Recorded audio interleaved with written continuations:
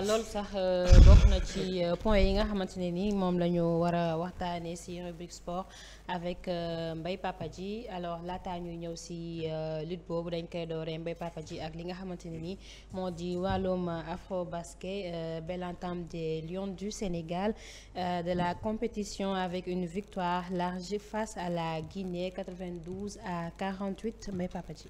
Voilà, donc ñu félicite leen d'abord, c'est toujours important de réussir l'entrée en matière, surtout quand il s'agit de ces genres de compétition muy comme Afrobasket. Toujours gagner sa premier match dafay permettre nga mën a dugg ci compétition bi, donc alhamdulillah on l'a fait, elles l'ont fait avec de la manière, surtout loolu mooy li nga xam ne mooy particularité bi, gagné marqué ñaata 92 points nga wax. daa di jël 48 maanaam moins de 50 points. nga jël ko dans un match de basket, cela signifie que défensivement l'équipe a été très costaud.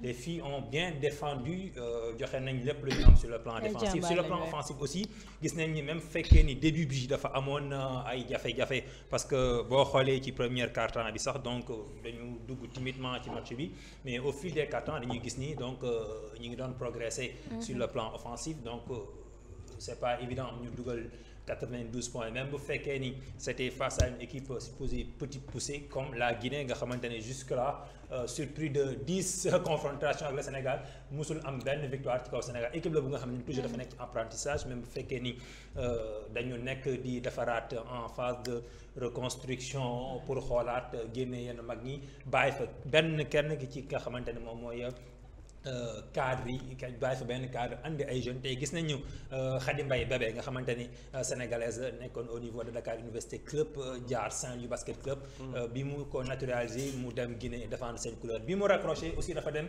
intégrer le staff technique bu Sili national bi, cela veut dire que ñoom actuellement donc ñi ngi liggéey et que bëgg nañu def mieux que les précédentes éditions. Moo tax gis nañ ci début bi dañu tenir tête, mais à un certain moment il a fallu que ñu changer stratégie yi di miser sur les jeux intérieurs pour pouvoir s'en sortir et que def nañ ko avec la manière. Maintenant nag ñu féliciter leen di wax ni nag compétition bi door na aucune défaite fii ci Afrique kenn mënu ko gagner. 2015 gagné am défaite. 2015 je pense que c'était à Yaoundé où le Sénégal c'était la dernière fois mu doon mu doon remporter le titre de champion d'Afrique. Je pense que 2015 ak léegi mi nga bëgg a yàgg 10 ans mënatuñu gis keneen ku dul Nigéria daal di jël lu ni mel et que ñoom aussi ñu ñëw ci compétition bi pour wane ni dañoo ñëw pour défendre seen statut, défendre le titre bi nga xamante ne la preuve gis nga leen face à l'équipe de Rwanda équipe la bu nga xamante ne aussi Cheikh Sarr dem na fa def na fa liggéey bu mucc ayib. ñu ngi commencé yow ci basket tey nga jàpp ko premier match aussi daal di koy gagner si je me trompe pas 92-45, donc score large la preuve bu nga xamante ne ça veut dire que signal fort la ci ay concurrent muy Sénégal ak Mozambique, même si Mozambique avec le retour de Léa Dongué nga xamante ne moom mooy la pièce maîtresse de cette équipe, gis nañ ko dernière Afrobasket bi à Dakar en 2019 il a été explosif, même bu fekkee en 2021 ñëwul mu defaat son retour en 2025, donc dañuy wax ni source de motivation lay nekk pour ses coéquipières. Moom gagné na premier match am, moom aussi dañuy wax ni d'ailleurs sax tey la war a jàkkaarloog Nigéria. Dañuy wax ne du nekk mën na ci xew. Attention, il faut s'attendre à tout puisque le Mozambique aussi ñëwul nii rek pour simple figuration, dafa ñëw aussi pour def ay résultats. Parce que ñoom depuis des années gis nañ ce sont des bons outsiders. Hormis le Sénégal ak le Nigeria bi nga xam ne ni elles ont l'habitude de jouer les grands rôles, les premiers rôles dans cette compétition. Le Mali aussi gis nañ ko il y a 5 jours mu joué match amical avec le Sénégal, finalement moom moo mujj gagné Sénégal, donc mu ñëw ci compétition bi daal di confirmer même si c'était dans la douleur, mais quand même ils se sont sortis victorieux face à l'équipe de Sud-Soudan bi nga xamante ne aussi ñoom aussi am nañ li ñuy jot a wane ci première journée bi ay fortes impressions. Cela veut dire que dina nekk Afrobasket bu nga xamante ni am nañ yaakaar ni dina am ute tuuti ak édition yi nga xamante ne moom lañ weesu, parce que actuellement grand yëpp confirmé nañ seen statut Sénégal, Mozambique, Mali et Nigeria. Donc je pense que tey nag le Sénégal war a def sa deuxième sortie. Je pense que c'est dans moins de 20 minutes face à l'équipe de l'Ouganda. Pour rappel, Ouganda édition bi passé premier match moom moo gagné woon Sénégal, Ouganda moom mujj ci kaw Sénégal, donc finalement Sénégal moo demoon final moom mujj leen final tey aussi moom la ñu amaat Ouganda ci victoire la jógee parce que moom aussi dafa dóor Guinée démb tey aussi moom ak Sénégal pour la première place ça va être un match décisif de part et d'autre rek. alors Mbaye kon ñu ñëw ci lu soxal navétane ici à Thiès avec les résultats des 32e finales de la Coupe du maire de la ville de Thiès mais également ASC Mambara sans trop forcer face à Ramdan hier après sa défaite la semaine dernière face à Diamaguène mais également ASC Darou Salam première équipe suspendue cette saison. Voilà donc comme ni nga ko waxee ak les résultats des 32e de finale de la Coupe du maire de la ville de Thiès édition 2025 95 ASC pour la succession de l'ASC Defar R100 donc actuellement ñoom ñoo yoroon 6 millions yi alors 7 millions yi nag mi ngi tax actuellement bon gars yi ngi yokk cere dolli ñeex mais toujours nag surprise yi bëreegul puisque hier wax nañ ko au niveau de Maniang Soumaré en première heure c'est l'ASC Gouné Cité de la zone 5A de l'UCAB de Thiès qui faisait face à l'ASC Jank bi de la zone 3B finalement Jàppo nekk l'équipe la plus titrée au niveau de la zone 5A moom moo génn ci kanamu Jant bi 4-2 à la séance des tirs au but ginnaaw tembo ñaar ak ñaar ci temps réglementaire bi aussi yaa ngi koy wax léegi l'ASC Sampaté aussi a été battu par l'ASC Kër Seyib Ndoye sànq la ñuy wax ni aussi foofu surprise la puisque c'est Sampaté qui a été demi-finaliste lors de la dernière édition Sampaté qui a l'habitude de jouer les grands rôles au niveau de sa zone dañ ko génne ci compétition bi beneen surprise également voilà Medina Fall extension donc mu am ndam ci kaw l'ASC Tundoubi l'actuel champion au niveau de la zone 4A de l'UCAB de Thiès pour rappel Medina Fall extension daaw lañ ko formé mi ngi ci deuxième saison donc génnee na Tundou voilà temps réglementaire ñi ngi def 2 buts partout ñu dam ci jongante dàq dóor mbaali 3 buts à 1 et que Mbambara wax nga ko léegi nga xamante ni mi ngi def sa deuxième sortie dans cette saison démb ci kanamu Ramdan mu daal di koy daan 3 buts à 0 vous l'avez tout à l'heure dit Reki et Mbambara donc a été battu il y a quelques jours lors de la finale de la zone 5A de l'UCAB de Thiès par l'équipe de Diamaguène finalement donc il renoue avec la victoire une victoire importante nekk pour les poulains du coach Ndiassé Dia et mu doon victoire bu nga xamante ne dafay wane ni ñëpp xam nañu cette année ñoom vu recrues yi nga xamante ne def nañu ko gis également ambition yi nga xam ne am nañ ko seen bët dañ ko teg ci 7 millions yi ñoom aussi parce que c'est une très grande équipe connu footballeur avec de très grands dirigeants je pense que ñoom aussi battre Ramdan avec la manière daf leen di remonter waat le moral vu ci li ñuy jógee récemment au niveau de la zone ci finale bi contre Diamaguène donc dañuy wax ni je pense que à partir de demain dinañ démarrer les 16e de finale de la coupe du maire de la ville de Thiès puisque foofu nag dañuy wax ni ce sont les ténors ñoom ñëpp dinañ génn pour rappel les 32e de finale joué nañ ko lors de l'ouverture des joutes dañ par anticipation l'équipe de Diamaguène moo génnee le tenant du titre Defar R100 Darou Salam daal di génnee la force tranquille di l'équipe d'Awadane championne régionale en titre wax nga ko léegi dans la plongée Darou Salam première équipe suspendue dañuy wax ni nag voilà donc doon na loo xamante ni metti na ci ñoom mais tey bu ñu dégloo Thiès waaye dañuy wax ni d'accord nañ ci lu ñu mel lu ëpp ci Thiès waaye pourquoi d'accord nañ ci parce que je pense que ce jour-là donc j'étais au stade bi ñi leen di éliminé en coupe du maire contre l'équipe de Guigui excusez-moi lors de la finale de leur zone la zone 5A dañoo dem ci la séance des tirs au but Guigui gagné leen par tir au but Guigui dugal ñaari penalty Darou Salam dóor 4 penalty xaw ma 3 dugalul benn finalement ñu gagné leen ginnaaw bi ñu témboué 0-0 mais wax nañu ni en rentrant au cours de la route ci lañ doon def ay saccage les scènes d'agression gis nañ ko fa ak yu ni mel bi naaw nag bi ñu defee enquête nag zone bi daal di génnee karawaas bi daal di dóor bi nag moo tax tey moo yóbbee Darou Salam ñu aj ko 5 ans ba noppi léegi daal di koy amende lu tolloog 100 000 francs 500 000 bon côté boobu la bon amatuma chiffre yi voilà mais en tout cas 5 ans la bi nga xam ne dina ko toog dugg football loolu daal mooy li nga xamante ni moom daal ci kaw je pense que nag war na nekk loo xamante ne nii équipe yi fi des war nañ ci mën a jàngee ay yu bari te que waruñu nangu aussi tamit je parle aux acteurs du mouvement navétane que le maire Babacar Diop di leen gën a gore daaw bi muy teg 7 millions yi il a été très clair devant tout le monde dana leen dinaa teg 7 millions ce qui est une première dans l'histoire du mouvement navétane au Sénégal loolu aussi il faut le dire sunu maire moo ko def aussi tamit il faut ñu koy wax lu dëgg ONCAV phase nationale lay organiser phase nationale boo ko gagné tu as 2 millions. comprendre nga kii zone bi ëpp fii Thiès li mu ëpp li muy joxe c'est 1,5 million. je pense c'est la zone de Papsar la 4B. la zone 4B.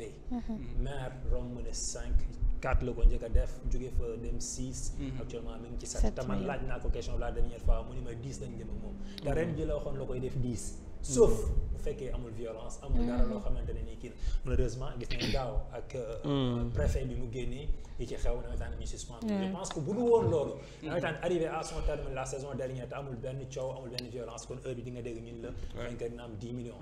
kon waru ñu nangu bu ñuy gën a gore moom dañuy keroog bu ñu koy rappelé li ma waxoon ak yéen def naa ko yéen li ngeen waxoon yéen a ko deful muy ñëw keroog ci tirage bi loolu la wax et puis yooyu aussi tamit il faut que ñu koy bàyyi xel actuellement fi ñu toll nii il faut que tamit ñu defaraat toogaay yi doyen mi ngi koy wax sànq question de comportement la et que comme nag wax naa ko sànq période bi ñu toll doonatul période de sensibilisation mais c'est de prendre des décisions yu sévères di ko teg il faut saluer également li nga xam courage bi la zone 5A am daal di yëkkati yat bi door ko ci kaw Darou Salam c'est une grande équipe moi j'ai des amis là-bas le président sama xarit la l'ancien président sama xarit la am na ñoo xam sax dañuy wax ni man est-ce que bokkuma Daaru mais nag parfois il faut savoir situer les responsabilités di ko jël aussi tamit di ci def li war mooy tax yeneen ñi koy gis aussi ñu mën ci tirer un enseignement parce que tey je ne peux pas concevoir benn badge bi nga xamante ne yoonam nekkul ci nawetaan seetaanul nawetaan njabootam la gérer ak liggéeyam wàcc 21h tëdd war a yeewaat 6h du matin dem liggéey gaare otoom nga ñëw toj otoom fekk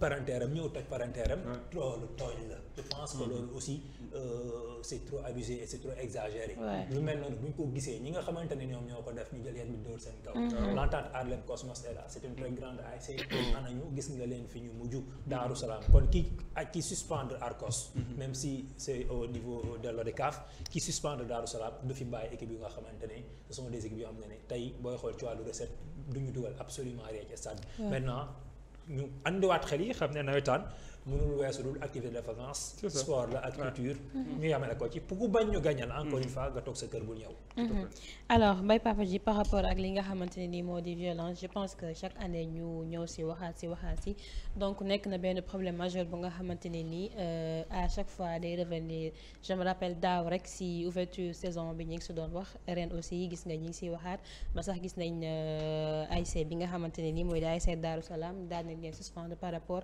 ak lii di violence donc nekk na benn problème bu nga xamante ne à chaque fois day revenir et que yaa ngi koy expliquer léegi par rapport ak population bi bu nawetaan xasee bu commencé seen fit yi dootul dal yenn heures yi boo pour nga génn ko sax da ngay hésiter nga gaaree sa oto wala nga nekk sa biir kër wala agression yi surtout viol yi yëpp da nga koy gis ci li nga xamante ne nii moo di nawetaani alors nekk na des choses yu nga xamante ne je pense que tey par rapport ak suspension bi nga xamante ne def nañ ko bon yeneen ASC wala yeneen équipes yi dinañ ci jël dinañ ko prendre en compte ba nga xamante ne nii peut-être lii di violence yi dinañ ko mën a maytu bon duñu ne joueurs yi ñoo koy def mais la plupart ñi nga xamante ne nii ñoo di supporters yi ñoo koy def donc loolu aussi pour ñu neutraliser ko wala pour ñu wàññi ko dina xaw a doon problème donc lenn mooy am sensibiliser population bi wala waxaat et loolu je pense que chaque année jeex na foofu moom jógee nañ fa mooy li may wax chaque année parce que sensibiliser nañ ñun au niveau de la presse sportive d'ailleurs ñi ngi préparé benn round de presse boo xam ne loolu moo koy tax a jug wax nañ waxati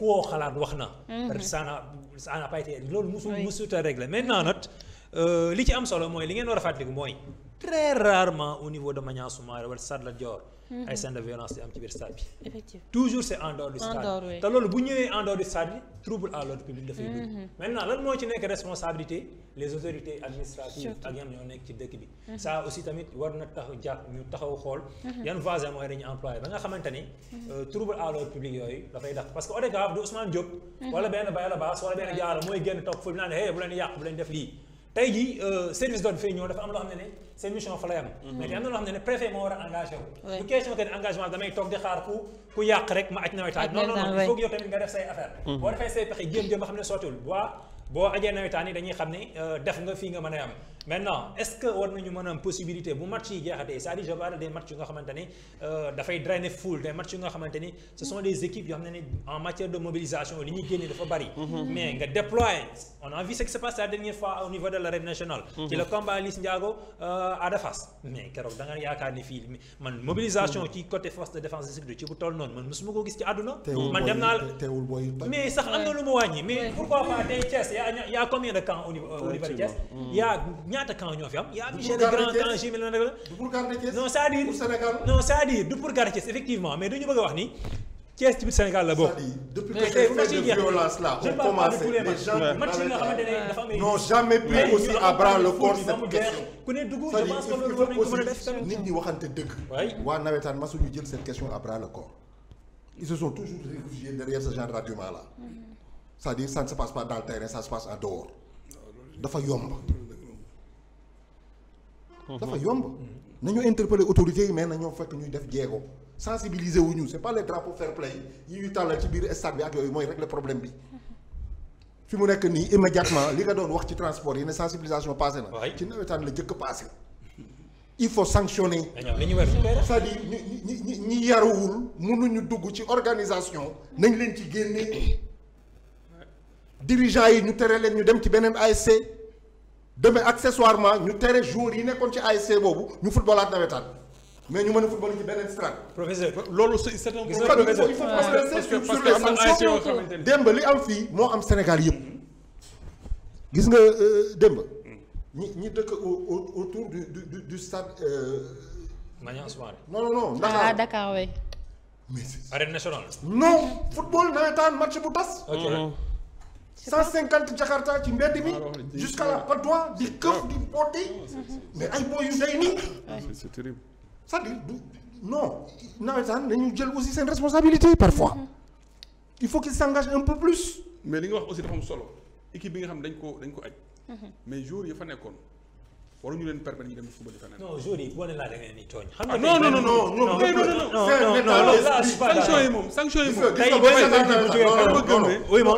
Mbaye xam nga lu tax duñu d'accord. waaw gis nga booy seetaan nawetaan am na ñoo xamante ni comme waa taaxi kaw. dañu ñëw pour toj. ñoom dañu ñëw pour bu match bi tase. non dañuy nekk ci booru Auchan bi la ñuy nekk di taxawaal. buñ ne prip nit ñi génn ñu commencé ci portable ak Jakarta yi dañuy jël. Jakarta wu nit ñi maa ngi ñëw. waaw mais yi am ci biir stade. am na yoo xam ne foofu lay démarrer. en général c'est les supporters excités par les dirigeants et les joueurs. dans leur propension à tout contester. gis nga violence dans les nawetaan. damay wax ne am na forme de violence boo xam ne du simol. mais foofu lay juddoo ci benn stade bi ci décision wu arbitre. effectivement waaw d'accord. booy yi d'accord ñu manifester ko. am ñu taxawee ñu gagné leen. gars yi génn dañ ñu sàcc. parce que Sénégal tamit noonu la tey. alors Mbaye mu mel ni d'accord aussi li professeur wax par rapport ak bu ñu suspendre benn équipe joueurs yi jógee. waaw joueurs yi jógee foofu dem waaw non c'est-à-dire tey benn Leyti Ndiaye. yow leer na ne Leyti du amee saa di toj match yi. yow la xam nga Mbaye non xaaral Mbaye non je donne un exemple. man nekkoon naa superviseur nawetaan nekkoon naa superviseur xam naa. léegi war na leen dul non man je sais de quoi je parle. violence yi des fois fi mu jógee. moom randu leen la dëkk. daaw buntu dépôt la joué. je sais que bu buntu dépôt sax. randu leen toj nañ fi ba ñu suspendre. waaw léegi dinaa ci ñëw dama ne la joueur bi nga xamante ni c'est un footballeur. yaakaar ay tànkam. nga koy fay 400 000 ci saison bi pour mu jouer sa ASC. dëgg fa bu ñëwee match bi toj. kooku dina tal leneen moom des nekk naan day ànd ak supporter di xeex. comprendre nga dama bëgg wax ni tey joueur bi nga xamante ne yoonam nekku ci bu fekkee da nga jëlee teg ko ci kawam laa da ngay tooñ. mais ASC bi d'accord naa ñu def naka su dul noonu ñu jël yat bi dóor seen kaw. loolu kenn kiiw mais dama leen dolli benn affaire xam nga ñëpp yàgg nañu dégg ñu ni ñi nga xam ne ñoom ñooy toj match nawetaan yi xamuñu sax li xew ci stade bi. duñu supporter duñu dara xam nga yaa ngi koy laaj léegi nag dama lay jox benn exemple dama lay rappeler gis nga semaine bii ñu génn.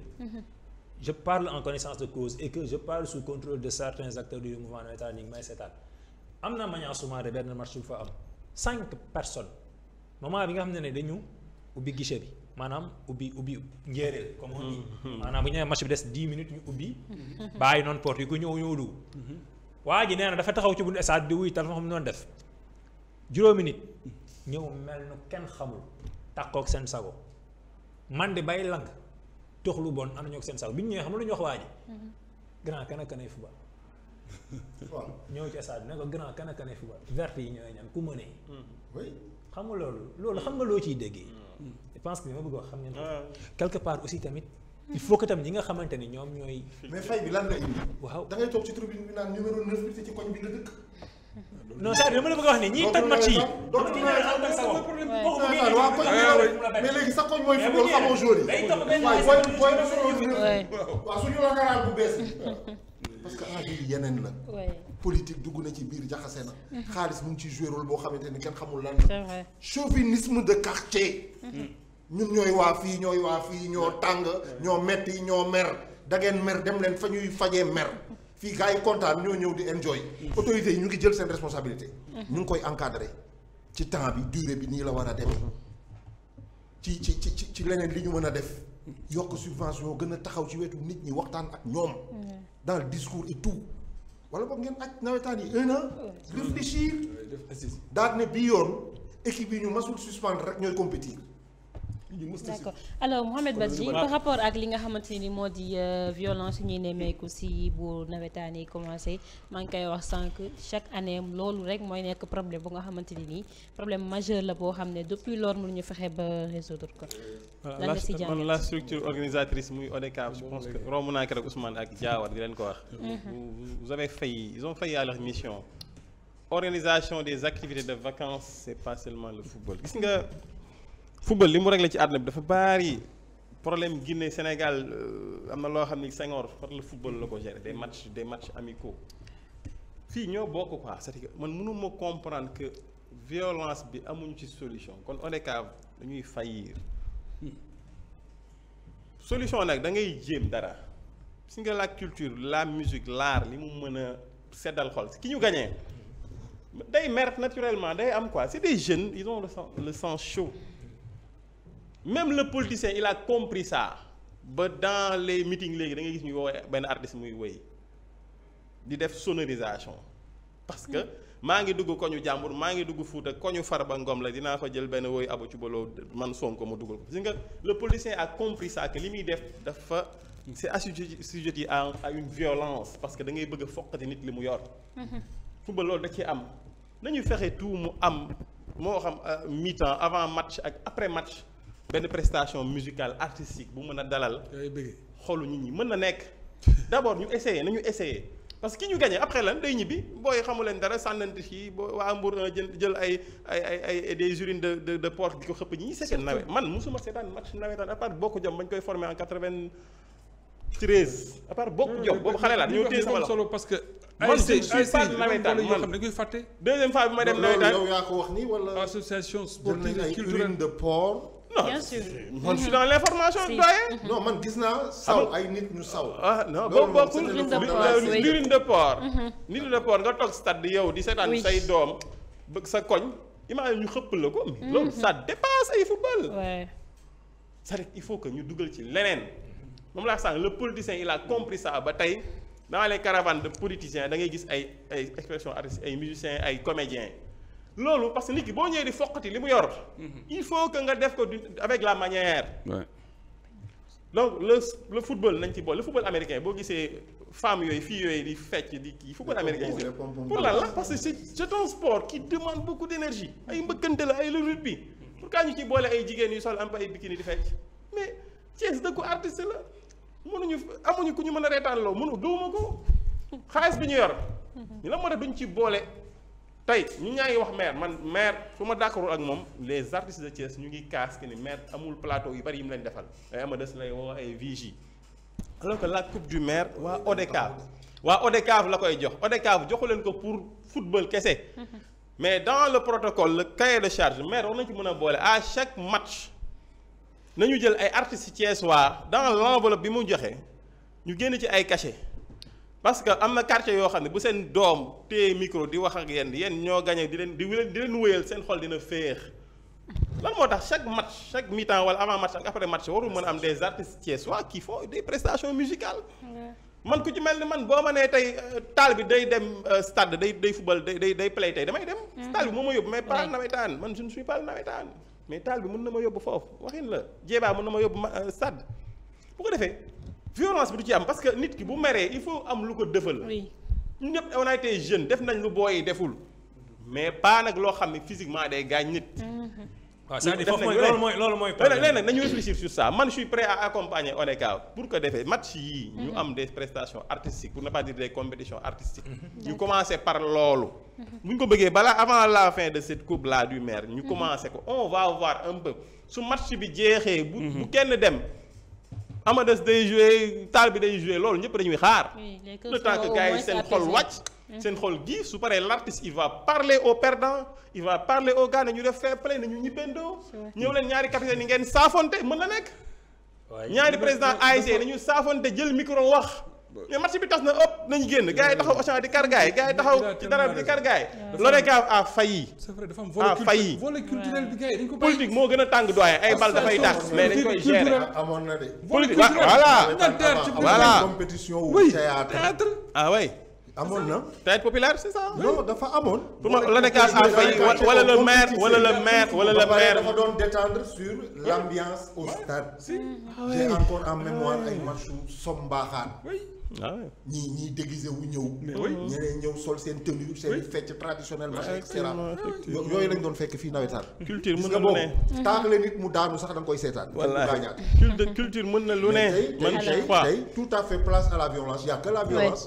et il y a pas d'autre alternative à la violence immédiatement. on va régler ça on a la solution je sais que le maire de la ville hors le fait que mën leen bu violence am war na mën a taxaw ne kat l'enveloppe bi ma leen di jox. da ngeen ci wut ay cachet artistes il y a tant de matchs pour la coupe du maire. match bu nekk dina am au moins 4 artistes yuy presté 2 avant le match tu vois 2 après le match wala mi-temps au moins ñii le perdant mu giif parce que y a des gens qui mettent des millions dans le nawetaan seen koñ perdre dafa metti perdre dafa metti c'est dur. après am na gars yi ci biir Thiès nous avons toujours gagné ou perdu indifféremment. même bu ñu demee ba ci biir quartier bi y a jamais de problème. Daaru Salaam on se parle non dañuy waxtaan ci suñu biir après c'est fini. on passe à autre chose parce que nawetaan la. dixième du balaa c'est normal. mais nit ñi. parce que foofu ci biir koñ bi ñun benn moment dañuy dem stade xam nga pour lan. pour dissuader certains comportements. parce que am na nu ñuy dundee ak booy yi bu ñu gisee am na loo xamante ni. booy bu ci yëkkati xeer boo ma nee jàkk wala nga ni jàkk Ablaye wala keneen mais da nga koy tegaat. doo bëgg sax ñu xam ne xeer nga yor. mais tey ASC yi équipe yi ñooy recruter ay buujumaan.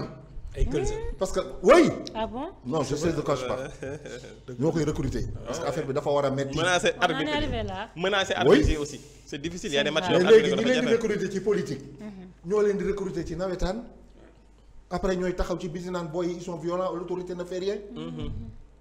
c'est grave. il y a une solution en tout cas. oui une chaîne de alors responsabilité. très rapidement Mbaye kon ñu jàll ci troisième point bi mu soxal wàllum lutte professeur junj na ko léegi muy victoire bi nga xamante ne nii digg démb kii di Jackson am na ko ci kaw Bombardier ba sax daal dinay jël décision sa retraite. jël retraite maanaam ci li nga xamante ni moo di lutte sénégalaise mais également lu soxal ultime journée de la saison daal dinañ koy prévoir incha allah week-end prochain pour le duel Eumeu Sène contre Franc. Ici à Thiès également Mbaye la saison vient de terminer hier avec la dernière journée du promoteur de la jeunesse Serigne Cheikh Niang. Avec le duel entre Djeri Junior et Laye Diène victoire de Djeri si kaw ki nga xamante ne nii moo di Laye Diène Mbaye Papa Ji. voilà donc la lutte sénégalaise moom lañ koy jeexalee comme ni nga ko waxee démb avec la victoire de Jackson Junior ci kaw B52 de Mbour je pense que sànq nag professeur mi ngi koy wax B52 nekk deuxième défaite consécutive am yu mu tegalee ginnaaw bi mu ñàkkee ci kaw Franc. alors Bombardier nag dañuy wax nii.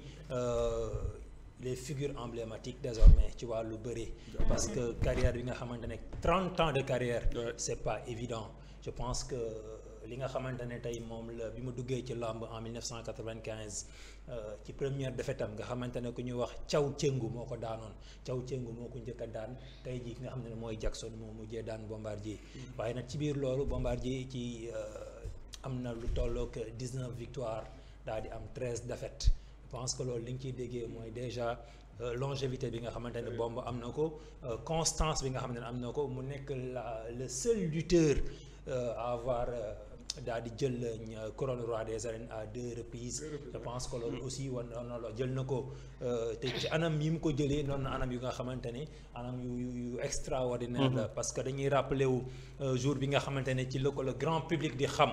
muy c'était le 25 décembre 2002. keroog bi nga xamante ne mi ngi daan Mohamed Ndao Tyson mu doon victoire bu nga xamante ne ak bis bu nga xamante ne dans les annales de la lutte donc boo demee donc bind nañ ko fi pare parce que Bombardier mi tey nga xamante ne boobu la nekk roi des arènes. jugee 25 janvier lan 2000 non. le 25 décembre 2002 ci la daan Tyson. non boobu revanche bi la. boobu revanche bi la mais bu njëkk bi nga xamante ne ci la daan Tyson mu nekkoon première défaite de Tyson dans l'arène. Bombardier jaaree fa daal di nekk roi des arènes. mu jugul foofu ñëwaat jëlaat ko ci kaw Balla Gaye 2 en 2015. gis nga kon lu bëree bëri mi ngi fa je pense que tey bu ñuy jël exemple. ci mbëri bu ñuy jël exemple lañ jël exemple ci Bombardier.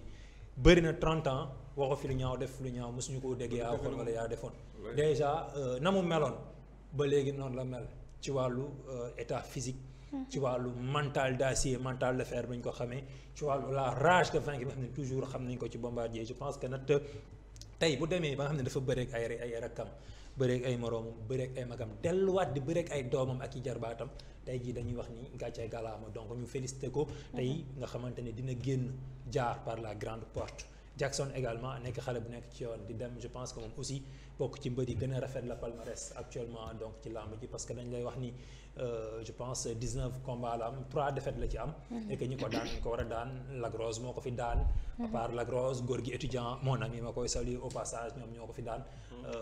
di wax ni Jackson bu fàttaliku moo daan soq donc daal gën a daan ay ndaanaan ci làmb ñuy wax ni moom mooy digne héritier suba. ci ki nga xamante ne moom mooy Balla Gaye 2 ak Sa Thiès parce que Guédiawaye lay ware donc xale la bu nga xamante ni dañuy wax ni franchir na benn étape ginnaaw bi mu daanee benn 52 nga xamante ni wax naa ko léegi buntu la ci ñenn ñi pour ñu mën a dem ci kaw tey jii dañuy wax ni Jackson aussi dina ko servir lu bëree bëri Bombardier aussi dina génn par la grande porte et que na démb je pense que wax na ko publiquement gémmiñam suñu nopp bàyyi na làmb tekki na ngembam je pense que daf koy def nag ak li nga xamante ni mooy la tête haute parce que li mu waroon def na ko ci anam bu nga xamante ni je pense que Sénégalais yëpp d'accord nañ ni kii maintenant il est devenu un monument au sein de la lutte sénégalaise beneen bi stop moom mooy lamb ji le 3 août lay tëj ay buntam effectivement muy l'exercice 2024-2025 bi ñu nekk puisque cette année quoi qu'on puisse dire régalé wu nañ ci ay duels yu neex am na fii je pense que récemment Balla Gaye Siteu Eumeu Sène Sa Thiès voilà Liss Ndiago Ada Fass Lac de Guiers ainsi de suite yooyu yëpp jaar na fi tey nag bu ñu demee war koo terminer ak waa Gaston Production ci combat bi nga xamante ne moo war a dox ci diggante Eumeu Sène ak ki nga xamante ne moom mooy Franc Ndiago je pense que dañuy wax ni rek muy alburax lu moosumaan Gaston Production dañuy wax ni affiche ba nga xamante ni lu bëree bëri mi ngi ci seetaan nañ seen 3 face à face yi démb gis nañ li nga xamante ni moom moo xewoon ci ñoom ñaar Franc est-ce que Eumeu daf koy arrêter le 3 est-ce que Franc dafay continuer yoonam ngir dem ci ñi ci kaw loolu nag bon le 3 lay leer dañuy wax ni actuellement lamb ji jaay na boppam et que ñaari mbëri Franc dem na fi France ñëw yokk cere dolli ñeex comme ni ñu koy waxee Eumeu Sène déjà mi ngi ci ruqam di liggéey en tout cas le 3 lépp dina leer bonne chance que le maire gagne ñoom ñaar à Thiès nag Serigne Cheikh Niang le promoteur de la jeunesse moom la ñuy féliciter moom aussi ren gis nañ ko mu def 2 sorties démb si diggante Jéeri Junior bu Kër Bakar ak ki nga xamante ne moom mooy Laay Géen bu école de lutte Landing Jam kii Omar Diko ñoom ñaar finalement Jéeri Junior moom moo mujj am ndam ci kaw Laay Géen donc maire bi moom laa wax sànq ci début bi démb faral demoon jëmmal bis bi c'est à saluer c'est à magnifier ñu sant ko bu baax a baax di féliciter Jéeri di encourager Laay Géen di encourager également le promoteur Serigne Cheikh Niang ci jéego yi nga xamante ne ci saison bi def na ko di wax ni nag déwén ñu ngi koy xaar mu ñëwaat en force comme ni mu ko defee de même que Baye Samba Gueye Sidi Diakhaté aussi tamit ñëpp ñi ngi gis ni donc côté infrastructure yi ni mu xawee sooxe Thiès ren am na lu mu xaw a ralentir ci activité am mais espérons que champ de course bi nga xamante ne fa lañ daan daje comme niñ ko waxee balaa ñuy dugg ci saison déwén bi dina arrivé à son terme ci wàllu réhabilitation bi ba Sidi dafa mën a dem régulièrement Baye Samba dina dem Serigne Cheikh Tidiane encore une fois ñu féliciter leen bu baax a baax féliciter l'ensemble des acteurs de la lutte yi nekk ci Thiès rawatina nag le conseil spécial bu ànd taxawu lamb Thiès nekk le président Djily Wade nekk par ailleurs manager de l'écurie Mor Fadam bi nga xamante ne donc ñoom guy gi fa la ñu nekk ñu koy félicité bu baax a baax le président Ismaïla Mbow Pape Mbaye waa CNG waa CDG bu Thiès nga xamante ne ñoom ñi ngi dëgmal beach wrestling je pense que mu war a nekk deuxième édition bi ñu dëgmal ko le 3 bi aussi foofu lay am à la promenade des Thiessois occasion la bu nga xamante ne beach wrestling beach bi fan la. maanaam moom mooy am plage bi nekk moom mooy am place de France. beach bi lan moo maanaam moom mooy bëre bi am ci plage ci tefes. waaw léegi dañuy jël suuf si ak bagage yi nga xam ne. xam nga lan la yóbbu ko fi non taxawal. géej amu fi mënuñu fee bëri. def nañ ko daaw xaaral. waaw jóg non wuy ma. déedéet waxal na. waaw xaaral. kon ñu dindi géej amu fi. mais def nañ ko daaw. fan nañ changé beach bi quoi. mais vraiment mais suuf la ñu sotti foofu. waaw béton wrestling. beach wrestling dama ne. ànd ci ak le CDG de lutte. Allahu akbar. le dimanche 3 août. beach bi mooy tëb rek. voilà ci teewaayu. Badji mënuloo fi défendre beach wrestling foo xam ni géej amu fa. def nañ ko amul daaw plage réussite ñu ne dañuy jël ndoxu géej bi indi ko foofu. waxuñu ndox de suuf si lañ wax suuf si lañ wax loolu initiative bu CDG de lutte la daaw ànd nañ ci ak Habib Kane dañu ci ànd ak le maire. dañuy ree gars yi bu ñu déggee feneen dañuy ree. en tout cas def nañ ko. on va changer le nom c'est bien. dañuy reetaan na.